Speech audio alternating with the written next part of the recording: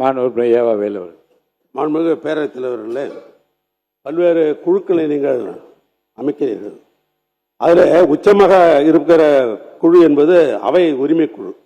ஏற்கனவே அவை உரிமை குழுவுக்கு உரிமை மீறல் என்ற அடிப்படையில் 2 கடிதங்கள் ஏற்கனவே கொடுக்கப்பட்டிருக்கிறது.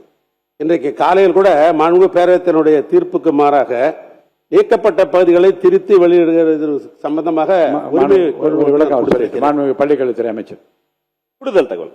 மாண்புமிகு பேரவைத் தலைவர் அவர்களே, தற்போது அரசு நிகழ்வை முடித்துக் கொண்டு மாண்புமிகு முதலமைச்சர் வந்துட்டு இருக்கிறாரு.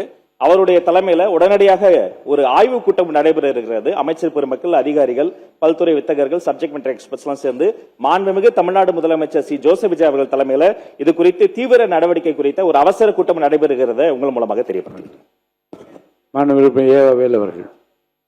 மாண்புமிகு பேரவைத் தலைவர்களே, இந்த அவை உரிமை குழு என்பது ஒரு உச்ச அதிகாரம் படைத்தது, உங்களுக்கே தெரியும்.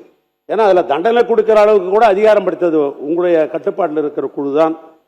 ஆனால் 2 முறை நான் கொடுத்துருக்கிறேன், உரிமை மீறி இருக்கிறார்கள் என்ற அந்த அடிப்படையில் கடிதம் கொடுத்து நீங்கள் குழு அமைத்த உடனேயே அதை பற்றி பரிசீலனை செய்கிறோம் என்று நீங்கள் சொல்லியிருக்கிறீங்க. ஆனால் நீங்கள் எங்களுக்கு கொடுத்துருக்கிற இந்த விதி, பேரவையினுடைய விதி புத்தகத்தில் பார்த்தீங்கன்னா 225 எழுப்பப்பட்ட பிரச்சனைகள் அவையும் உரிமை மீறியதாகவோ அல்லது அவையை அமைப்பதாகவோ இருந்து அவையின் தலையீடு அவசியம் என்பது பேரவைத்தில் கருதினால் அவ்வுரிமை மீற பிரச்சனையை உரிமை குழுவிற்கு அனுப்ப பெற வேண்டும் என்றோ அல்லது பேரவையை நேரடியாக ஆய்வு செய்ய வேண்டும் என்று உறுப்பினர்கள் யாரான ஒரு தீர்மானத்தை கொண்டு வந்தால் அதை அனுமதிக்கலாம் என்று நீங்களே இந்த புத்தகத்தை எங்களுக்கு கொடுத்திருக்கிறீங்க.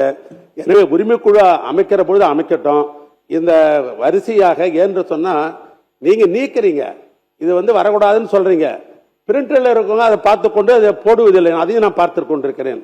ஆனால் இன்றைக்கு இந்த யூடியூபர் என்ற அடிப்படையில், சமூக வலைத்தளம் என்ற பேரில் இது அவையினுடைய மாண்புகளை குறைக்கிற அளவுக்கு இன்றைக்கு பல்வேறு செய்திகள் வெளியே போய் கொண்டிருக்கிறது. ஆனால் சபையினுடைய மாண்பு போகிறது. ஆனால் நான் மாண்புக்கு நம்முடைய பேரவைத்தில் கேட்க விரும்புவது, இந்த உரிமை குழு அமைக்கிறது முன்னால இந்த உரிமை எல்லாம் இங்கே நீங்களே ஆய்வுக்கு எடுத்துக்கொண்டு விவாதித்தால் தான் இதற்கு ஒரு தீர்வு காண முடியும். எனவே அதற்கு நீங்கள் அனுமதி தர வேண்டும் என்று உங்களை நான் அன்போடு கேட்டுக்கொள்கிறேன். மாண்பு உறுப்பினருடைய கருத்தை நான் நிச்சயமாக ஆய்வு செய்வேன். ஏற்கனவே இன்னொரு கருத்து வந்திருக்கிறது.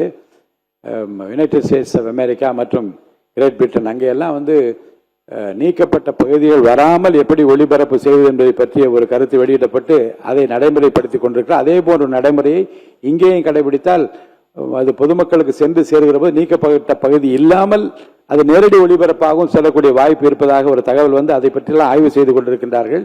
நிச்சயமாக உங்கள் கருத்தை பற்றி ஆய்வு செய்து ஏற்கனவே உரிமை மீறல் கமிட்டிக்கு அனுப்பாமலே செய்வதை பற்றிய அந்த கடிதம் உங்களிடமிருந்து எனக்கு வந்திருக்கிறது. அதை பற்றி நிச்சயமாக ஆய்வுக்கு உட்படுத்தப்பட்டு விரைவில் அதை பற்றி ஒரு நான் முடிவு எடுப்பேன்.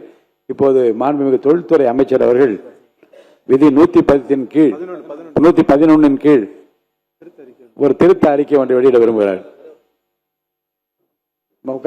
மாண்புமிகு உறுப்பினர் ஏவா வேலு. மாண்புமிகு பேரவைத் தலைவர்களே, எதிர்கட்சியில் இருக்கிறவங்களுக்கெல்லாம் உங்கள் மீது ஒரு நம்பிக்கை உண்டு.